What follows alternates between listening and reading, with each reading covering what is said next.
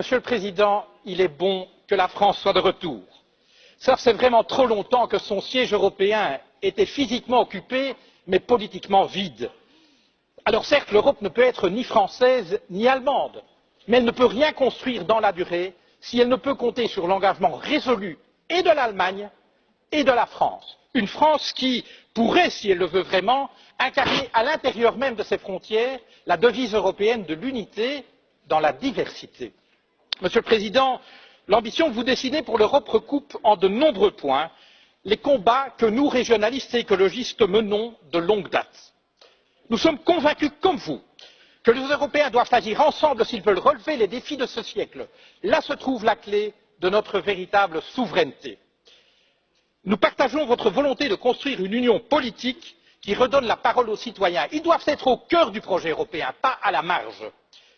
Comme vous, nous voulons donner un avenir à notre monnaie commune et ceci exige, oui, un budget robuste d'investissement. Cela exige une garantie commune des dépôts bancaires, mais aussi la fin de la concurrence fiscale et du dumping social. Enfin, nous sommes avec vous pour affirmer Make our planet great again.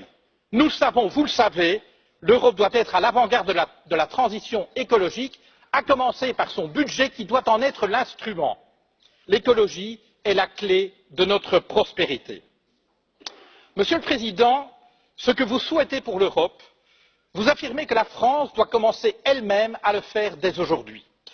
Votre action en France raconte une toute autre histoire, une histoire qui met à mal la devise de votre pays, liberté, égalité, fraternité. Où est la liberté?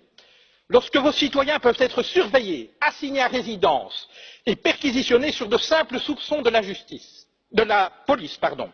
Où est la liberté lorsque des policiers armés débarquent au petit matin pour arrêter un groupe de jeunes dont le seul tort serait d'avoir occupé pacifiquement un chantier?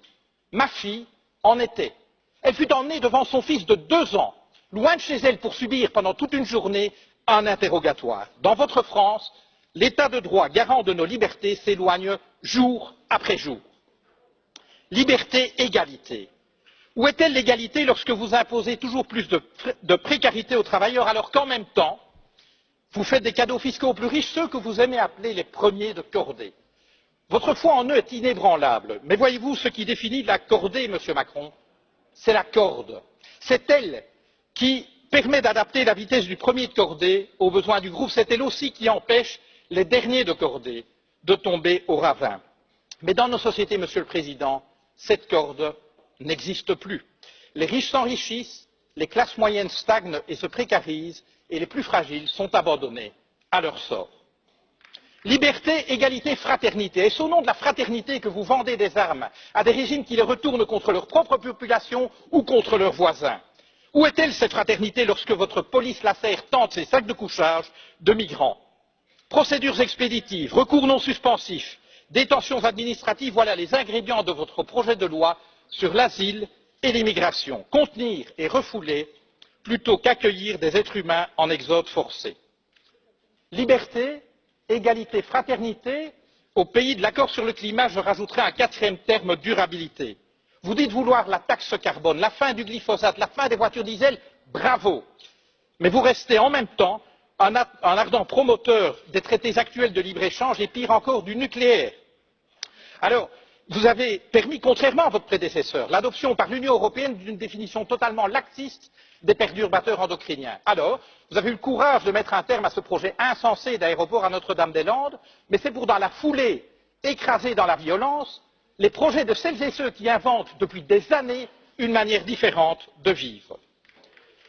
Monsieur le Président, un livre vous dit philosophe. Il affirme qu'aucun de vos mots n'est le fruit du hasard. Voici quelques mois, vous avez parlé des gens qui réussissent et des gens qui ne sont rien.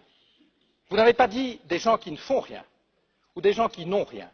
Vous avez parlé des gens qui ne sont rien. Voyez-vous, pour nous, le projet européen consiste précisément à faire en sorte que plus jamais, en aucun endroit de ce continent, aucune femme, aucun homme ne puisse être considéré comme rien ou se penser comme rien. Car considérer des êtres humains comme rien, c'est permettre de leur faire subir n'importe quoi, et cela, nous ne l'accepterons jamais.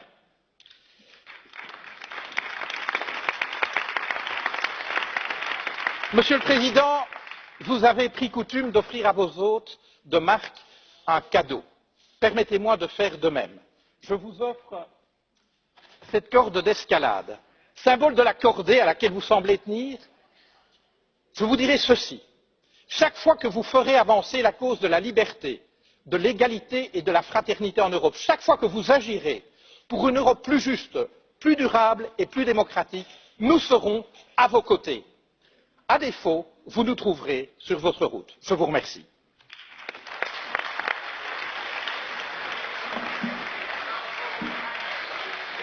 Per il gruppo confederale della sinistra